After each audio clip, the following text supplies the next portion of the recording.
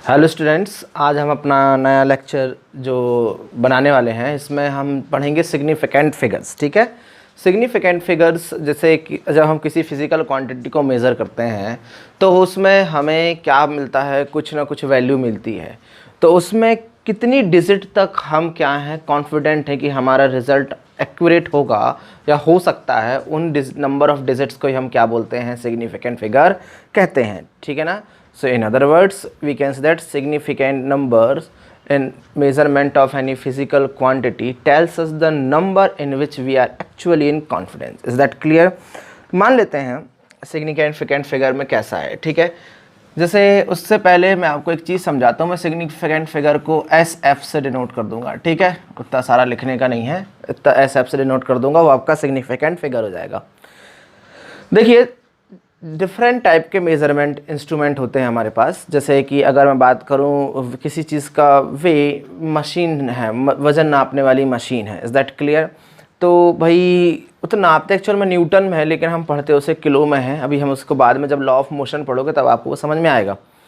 मान लेते हैं अगर आप मार्केट में शक्कर लेने जा रहे हो तो उसके लिए जो आपके पास बैलेंस आएगी, वेट मशीन जो होगी, उसमें जनरली आप ग्राम, 100 ग्राम, 200 ग्राम तक क्या कर सकते हो, नाप सकते हो। ठीक है ना। मिनिमम 10 ग्राम भी नाप सकते हो, मान के चलो मिनिमम।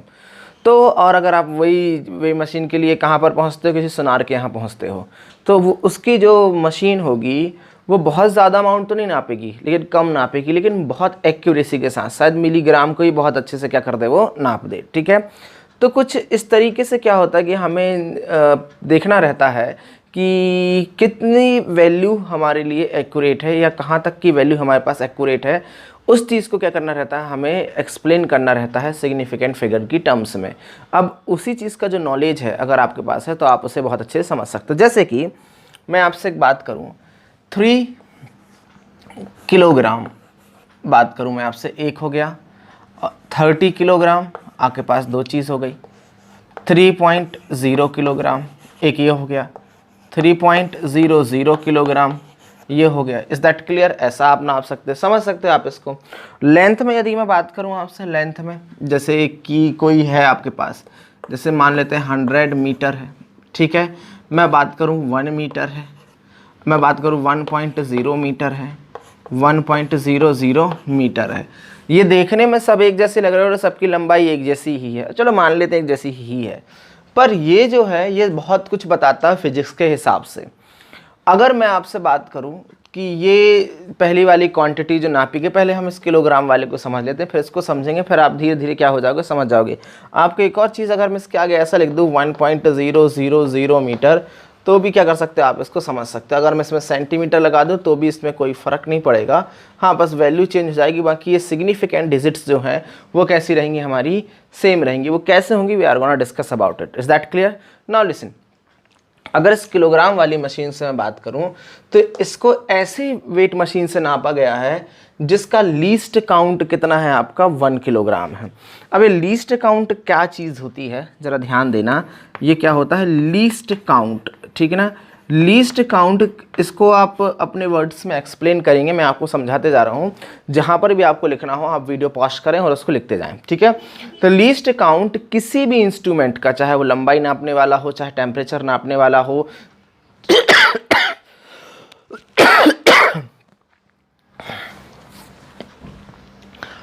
लीस्ट काउंट किसी भी इंस्ट्रूमेंट का, चाहे वो लंबाई नापने वाला हो, टेम्परेचर नापने वाला हो, मास नापने वाला हो, कोई भी इंस्ट्रूमेंट हो, उस इंस्ट्रूमेंट से सबसे मिनिमम की मेज़र की जा सकने वाली वैल्यू ही क्या कहलाती है, उसकी लीस्ट काउंट कहलाती है। आपके पास जो स्केल होगा जिससे आप लाइन खींचते हैं, वो एक्चुअल में जितना भी होगा उसको हम सेंटीमीटर में भी डिवाइड करें तो एक छोटा सा हिस्सा सेंटीमीटर है, वो भी 10 हिस्से में बटा होगा, तो उसका सबसे छोटा हिस्सा कितना कहलाता है, 0.1 सेंटीमीटर या फिर 1 मिलीमीटर। तो आप उस स्केल से सबसे कम कितना नाप सकते हो, 0.1 सेंटीमीटर या 1 मिलीमीटर, तो उसका लीस्ट काउंट वो होगा। ठीक है, तो कोई स्केल ऐसा है जिसका लीस्ट काउंट कितना, 1 किलोग्राम, मतलब कि मिनिमम वैल्यू ऑफ कितनी, 1 किलोग्राम मेज़र कर सकते हो, तो वो इंस्ट्रूमेंट से इसको नापा गया है। ठीक है, अब जैसे ये भी वही सिस्टम है, पर यहाँ पर ध्यान देना कितना है, ये 0.1, मतलब इसके आगे कुछ हो सकता था, भले हमने नहीं लिखा, लेकिन इसके आगे क्या कुछ हो सकता था, शायद 3.1, 3.2, 3.3 कुछ भी हो सकता था। तो ये अगर मैं बात करूं तो ये उस इंस्ट्रूमेंट से नापा गया है जो मिनिमम कितनी 100 ग्राम की वैल्यू नाप सकता है, 100 ग्राम की। इसमें देखो कुछ भी हो सकता था, इसमें 3.12 भी हो सकता था, मतलब समझ रहे हो ना आप कैसा।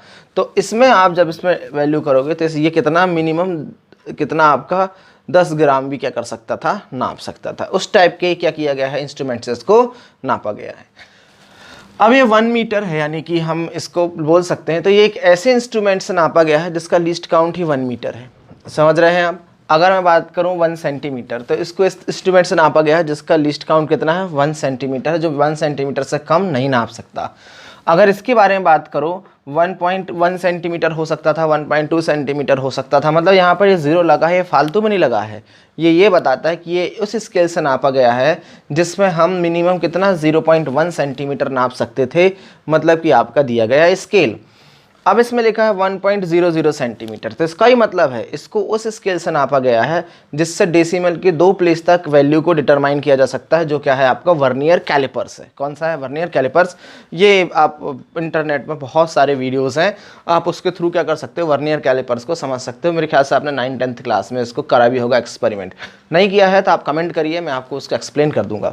और यहाँ पर अगर मैं बात करूँ कि इसकी तो 1.000 सेंटीमीटर, तो मतलब इसको इस तरीके के इंस्ट्रूमेंट से नापा गया है जो डेसिमल के 3 प्लेस तक वैल्यू दे सकता है, जैसे कि आपका स्क्रू गेज।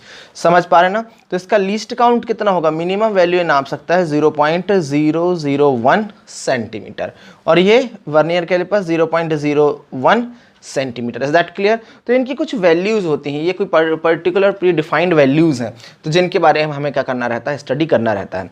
और इन वैल्यूज़ का मतलब है ये सिग्निफिकेंट हैं। तो किसी नंबर में कितने सिग्निफिकेंट फिगर्स हैं किसी वैल्यू में, उनको ही क्या करना है, हमको आज पढ़ना है। Is that clear. इसको ही हमें क्या करना है, पढ़ना है। जैसे इसमें कितनी हैंगी, इसमें कितना होगा, इन सब चीज़ों में ऐसे हम बता नहीं सकते। इसके लिए कुछ फिजिक्स में रूल्स डिसाइडेड हैं, उन रूल्स के थ्रू क्या करेंगे, हम इनको समझेंगे। ठीक है। एक्चुअल में ये एक्सपेरिमेंट जब हम करते हैं तो उसको रिपोर्ट करने का तरीका होता है हमारा, कि हम सामने जब हमने कोई एक्सपेरिमेंट किया, एक्सपेरिमेंट का मतलब ऐसा नहीं कि आप किसी लेबोरेटरी में जाके केमिकल से कुछ कर रहे हैं, मिक्स कर रहे हैं, या फिर कोई रिसर्च ही कर रहे हैं, वो एक्सपेरिमेंट नहीं। अगर आपके पास मैं बोलूं कि इस बोर्ड की लंबाई कितनी है, आपको एक मीटर स्केल दे दिया जाए साधारण सा, और आप उसको नाप दें, तो वो भी एक एक्सपेरिमेंट ही है। ठीक है, वो भी एक एक्सपेरिमेंट है। आप मेरे को जैसे रिपोर्ट करोगे, मैं बता दूंगा कि आपने किस तरीके के स्केल से इसको नापा है, यदि आपने रिपोर्ट करने के तरीके से, ठीक है, मैं नहीं भी देखूंगा तब भी पता चल जाएगा मेरे को कि आपने कौन से स्केल से, किस तरीके के स्केल से नापा है। वो इसको हम क्या कर सकते हैं, यहाँ पर एलेबोरेट करके एक्सप्लेन कर सकते हैं। अब हमारे पास जो नेक्स्ट टॉपिक है कि सिग्निफिकेंट फिगर किसे कहते हैं, देखिए इसको कुछ रूल्स से समझते हैं, बहुत ही कॉम्प्लिकेटेड करने की ज़रूरत नहीं है। पहला रूल जो है हमारे पास कि all non zero numbers are significant. समझ में आया ना। जैसे मान लेते हैं कि 3, 2, 1, इसमें एक भी ज़ीरो नहीं है, non zero numbers are significant. तो इसमें कितने 3 सिग्निफिकेंट फिगर्स होंगे। जैसे 1947 यदि बात करूं तो इसमें कितने सिग्निफिकेंट डिजिट हैं, 4 सिग्निफिकेंट डिजिट्स हैं। समझ में आ रहा है ना। आपको इस तरीके से इसको क्या कर सकते हैं, एक्सप्लेन कर सकते हो, ज़्यादा दिमाग लगाने की जरूरत नहीं है। All non zero numbers are the significant. दूसरा रूल्स जो है हमारे पास वो ये है कि अगर जो नॉन ज़ीरो डिजिट्स हैं, अगर इनके बीच में ज़ीरो आ जाए तो वो भी कैसा होगा, हमारा सिग्निफिकेंट होगा। जैसे 1, 2, 0, 1। Is that clear. तो इसके लिए कितने हो जाएंगे हमारे पास, यहाँ पर भी 4 सिग्निफिकेंट डिजिट्स हो जाएंगी। अगर मैं बात करूँ 1, 1, 0, 0, 0, 1, तब भी कितने हो जाएंगे हमारे पास, ये सिग्निफिकेंट डिजिट्स हो जाएंगी। कितनी हो जाएंगी आपकी, 3 और 3 6 सिग्निफिकेंट डिजिट्स हो जाएंगी। Is that clear. हम इस तरीके से इसको क्या कर सकते हैं, समझा सकते हैं आपको बहुत ही आसानी तरीके से। मेरे ख्याल से ये दोनों प्रॉपर्टीज आपको समझ में आ गई हैं। Is that clear. नेक्स्ट अब डेसिमल के बारे में समझते हैं। ठीक है, अगर डेसिमल आ जाए तो के लिए क्या है। अगर मैं इसको रूल्स लिखाते रहूँगा तो आपको बहुत लंबा खिंच जाएगा। आप बिना रूल्स के इसको समझिए, सिर्फ ध्यान दीजिए कि क्या हो रहा है। ठीक है। अगर नेक्स्ट अगर मैं आपसे बात करूँ कि डेसिमल वाले के बारे में सोचते हैं। देखिए जैसे 1.212 यदि मैं बात करूं, 1.212, तो ये अगर डेसिमल के left side non zero digit है, ठीक है, तो ये सारी की सारी कैसी होंगी, हमारी सिग्निफिकेंट होंगी। जैसे कितना आ जाएगा मेरा, कितना होगा यहाँ पर 4 सिग्निफिकेंट डिजिट्स होंगी। पर अगर मान लेते हैं इसके पहले 0 आ जाए, जैसे 0.212, तो कितना होगा भाई यहाँ पर मेरा, इसकी 3 सिग्निफिकेंट डिजिट्स होंगी। कितनी होंगी? 3 सिग्निफिकेंट डिजिट्स होंगी। अगर ऐसा मैं बात करूँ कि 0.002 कर दूँ, तो जो नॉन ज़ीरो डिजिट है, अगर इसके इस तरफ सारे के सारे ज़ीरो हैं, ठीक है, मतलब लेफ्ट तरफ सारे ज़ीरो हैं और डेसिमल के पहले भी कितना है? 0 है, तो सिर्फ और सिर्फ ये वाली वैल्यू काउंट होगी। कितनी होगी यहाँ पर? 1 सिग्निफिकेंट डिजिट होगी। कितनी होगी? सिर्फ 1 सिग्निफिकेंट डिजिट। अगर मान लो यहाँ 1 आ जाता, फिर 1 2 3 4, कितनी डिजिट्स हो जाती हैं आपकी? 4। समझ में आ गया ना? तो मतलब कि लेफ्ट साइड के जितने भी ज़ीरो हैं, अगर ये डेसिमल के लेफ्ट तरफ 0 है तो सारे के सारे ज़ीरो को काउंट कर देंगे, नहीं काउंट करेंगे और हम इसे नॉन सिग्निफिकेंट डिक्लेयर कर देंगे। ठीक है, इस तरीके से मैं समझा सकता हूँ आपको। पर इसका उल्टा ध्यान देना ज़रा। अगर मैं आपसे कहूँ कि डेसिमल जैसे 0.200 है ऐसा, तो ये इस तरफ के जो ज़ीरो हैं, ठीक ना, राइट हैंड साइड के ज़ीरो, वो सिग्निफिकेंट होंगे। तो कितने होंगे यहाँ पर? 3 सिग्निफिकेंट फिगर्स होंगे। समझ पा रहे हो ना आप? इसमें क्या बोलेंगे हम? 3 सिग्निफिकेंट फिगर्स होंगे। एक और चीज़ देख लेते हैं कि 0.030 अगर मैं बात करूँ इसमें, तो ये दोनों तो सिग्निफिकेंट नहीं होंगे, हाँ पर ये होंगे। तो कितने होंगे यहाँ पर? 2 सिग्निफिकेंट फिगर्स होंगी।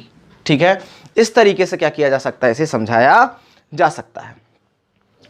पहली तरीका, ये हमारे 3 तरीके हो गए। पर एक बात ध्यान देना, अगर अब ये 0 वाला केस हम इसमें देखते हैं, ठीक है ना, विदाउट डेसिमल वाले में, अगर मान लेते हैं आपके पास एक नंबर है 12000, तो इसमें कितने सिग्निफिकेंट डिजिट होंगे? हमको इस पर विचार करना है। ठीक है, तो आप समझिएगा कि अगर मान लो इसको हम 12000 की बात करें, तो इसमें जनरली हम बोलेंगे कि ये पूरा का पूरा एक पर्टिकुलर नंबर है, 12,000 यानी 12,000, तो इसमें 5 डिजिट होंगी। नहीं, इसे क्या किया जा सकता है? ऑर्डर ऑफ मैग्नीट्यूड में आपको कन्वर्ट करना होगा, और ऑर्डर ऑफ मैग्नीट्यूड मैंने आपको समझा चुका हूँ।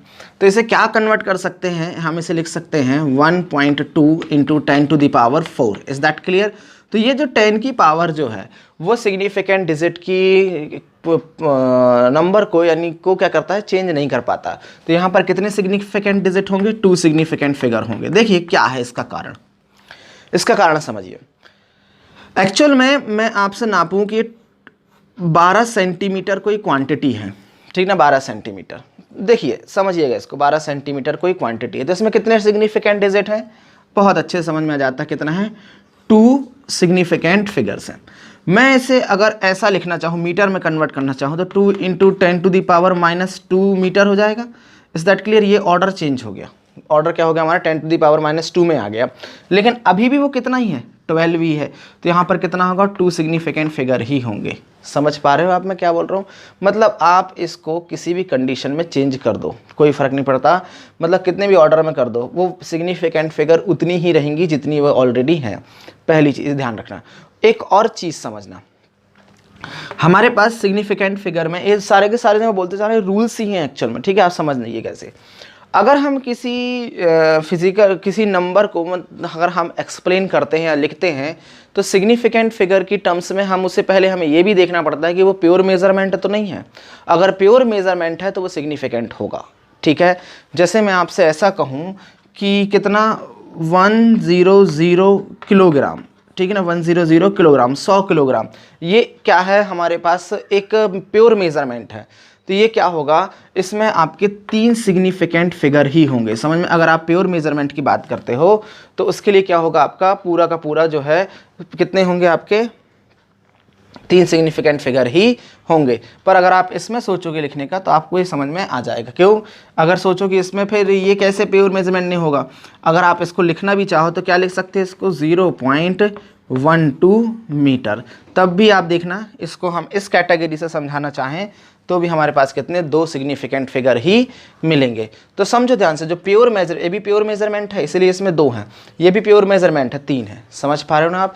हम इस तरीके से इसको एक्सप्लेन कर सकते हैं।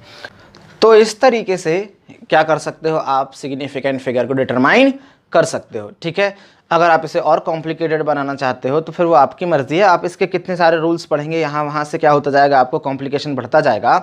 आपको करना क्या है? इसको समझना है और क्वेश्चंस लगाने की प्रैक्टिस करना। ऑटोमेटिकली आपके कंसेप्ट क्या हो जाएंगे? बिल्ट होते जाएंगे। अब एक बात ध्यान दें ज़रा, समझना कि अब एक स्पेशल टाइप के केस को मैं आपको समझाता हूँ कि मान लेते हैं आपके पास एक कुछ वैल्यू दी गई है, ठीक है ना, कितना है 3.212 सेंटीमीटर आपके पास क्या हो गई कि वैल्यू एक मेजरमेंट में आ गई है। तो ये वैल्यू एक्चुअल में हो भी सकती है और नहीं भी हो सकती है। अगर मैं बात करूं कि ये स्क्रू गेज से नापी गई है, स्क्रू गेज से नापी गई है, तो हाँ आप बता सकते हो सिंपली कि इसमें कितने 4 सिग्निफिकेंट फिगर्स होंगे। कारण क्या है, क्योंकि स्क्रू गेज आपकी डेसिमल के 3 पॉइंट तक वैल्यू दे देती है, ठीक है। यहाँ पर सबसे आखिरी वाली जो वैल्यू होती है ये लीस्ट सिग्निफिकेंट होती है और ये क्या हो जाती है, मैक्सिमम सिग्निफिकेंट फिगर होता है। समझ में आ गया ना, इसकी अनसर्टेनिटी सबसे ज़्यादा होती है और ये सबसे ज़्यादा सर्टेन होता है। समझ में आ रहा ना, आप मेजरमेंट में आपको समझ में आएगा ये सबसे ज़्यादा कॉन्फिडेंट नंबर है 3 तो है, पर ये लास्ट वाला जो है ऊपर नीचे हो सकता है। हमेशा अनसर्टेनिटी किस में आती है, इसकी लीस्ट काउंट वाली वैल्यू में ही आती है।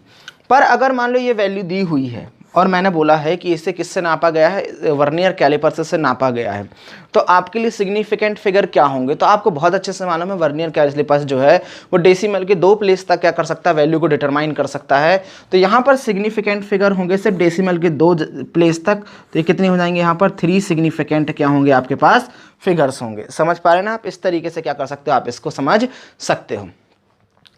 अब यदि मैं बात करूं मल्टीप्लिकेशन डिवाइडेशन में, एडिशन सब्सट्रैक्शन में, कुछ भी आप बात करो, ठीक है। अब मैं आपसे बोलूँगा कितने सिग्निफिकेंट फिगर होंगे एडिशन और सब्सट्रैक्शन के बाद। तो एक बात ध्यान रखना, इसका सिर्फ एक ही रूल है कि आप जिन नंबर का मल्टीप्लिकेशन कर रहे हो या डिवाइडेशन कर रहे हो, नंबर 1 एडिशन कर रहे हो, सब्सट्रैक्शन कर रहे हो नंबर 2, उसमें जो सबसे कम डिजिट वाली, सबसे कम सिग्निफिकेंट डिजिट वाला जो नंबर होगा उसके जितने सिग्निफिकेंट डिजिट होंगे तो रिजल्ट का भी आपका वही सिग्निफिकेंस डिजिट होंगे। समझ पा रहे ना आप, फिर से सुनिए मैं आपसे क्या बोलता हूँ कि अगर मान लेते हैं आपके पास एक क्वांटिटी है, कौन सी है, कोई ए क्वांटिटी है जिसमें कितने सिग्निफिकेंट, जैसे 15.321 है, ठीक है। तो भाई मैं बोलता हूँ कि ये हमारी क्या है सिग्निफिकेंट डिजिट, इसमें कितनी हो गई है मेरी, मैंने बोल दिया कि 5 सिग्निफिकेंट डिजिट हैं। कितनी है मेरी, 5 सिग्निफिकेंट डिजिट्स हैं। Is that clear. और मेरे पास एक बी एक क्वांटिटी है जिसमें मैं आपसे बात करूं कि इसकी वैल्यू कितनी है, 1.2 बोल देता हूं, 1.2। तो इसमें कितने हैं, 2 सिग्निफिकेंट डिजिट्स हैं। अब मैं इसको ऐड करूं, इसको सब्सट्रैक्ट करूं, मल्टीप्लाई करूं या डिवाइड करूं, आंसर जो भी आएगा वो किस में, उसकी बस कितनी सिग्निफिकेंट डिजिट्स होंगी, 2 ही सिग्निफिकेंट डिजिट होंगी। इतना समझ पा रहे हैं ना आप, बस आपको इतना ध्यान रखना है कि जो सबसे लीस्ट वाली सिग्निफिकेंट डिजिट्स होंगी आपको वही क्या होगा, आंसर में भी आपको उन्हीं नंबर में क्या करना है, आपको क्या करना है, रिपोर्ट करना है आपका आंसर। समझ पा रहे हैं मैं क्या बोल रहा हूँ आपसे, इज दैट क्लियर। क्या है, आप कुछ भी करना चाहें, ठीक है। तो जैसे मैं आपको समझाता हूँ, अगर मैं क्या करूँ, ए और बी को क्या कर दूँ, यहाँ पर ऐड कर दूँ, समझना, ए और बी को क्या करूं मैं यहाँ पर ऐड करूं, तो कितना आएगा, मैं इन दोनों को ऐड कर दूं तो कितना होगा मेरे पास 16.521। ये मेरा क्या हो गया, आंसर आ गया भाई, ए प्लस बी क्या हो गया, मेरा आंसर आ गया। समझ पा रहे आप। तो इसमें जो सिग्निफिकेंट डिजिट्स होंगी वो कितनी होंगी, ये इस तरीके से क्या किया जा निकाला जा सकता है। क्या होगा आंसर आपका, आप सोचोगे कि कितना होगा, इसमें सिग्निफिकेंट डिजिट कितनी, 2 है। तो आपको क्या करना है, यहाँ पर जो आंसर है आप डालेंगे सिर्फ इन 2 डिजिट में, कितना आएगा आपका आंसर, 16 के समथिंग आपका क्या होगा आंसर होगा। आपको उसी में डिनोट करना है, उसी में क्या करना है, आपको एक्सप्लेन करना है। आप समझ पा रहे कैसा है। अगर मैं बात करूँ यहाँ से इसको 11 कर दूँ, इसको क्या कर दूं 11, तो यहाँ आंसर हो जाएगा आपका 26, कितना हो जाएगा 26.521। तो अब इसमें कितनी 3 सिग्निफिकेंट डिजिट्स हो गई, तो यहाँ आंसर भी आपका किस में आएगा 26.5 के समथिंग में आपका आंसर आएगा। और आप यहाँ पर कितनी 3 सिग्निफिकेंट फिगर के टर्म्स में भी क्या करेंगे, इसको एक्सप्लेन करेंगे, ठीक है। ये है, अब आप इसका मल्टीप्लाई करें, डिवाइडेशन करें, कुछ भी हो, ठीक है ना, आपको क्या करना है उतनी ही सिग्निफिकेंट डिजिट के टर्म्स में लिखना है जितने में कम वाली होंगी। 4 क्वांटिटी यदि मैं बात करूं आपसे, जैसे 14.321 इंटू 1 कितना हो जाएगा 14.2 इंटू 14.3216, इन सब का भी आप मल्टीप्लाई कर दो, जो भी आंसर आएगा आपका आप चेक करें। इसमें कितनी सिग्निफिकेंट फिगर है 5, इसमें कितनी है 3, इसमें कितनी है 6, तो कितनी मिनिमम कितनी है 3। तो जो आपका आंसर रिपोर्ट किया जाएगा वो कितनी सिग्निफिकेंट फिगर में किया जाएगा, 3 सिग्निफिकेंट फिगर में ही किया जाएगा। Is that clear.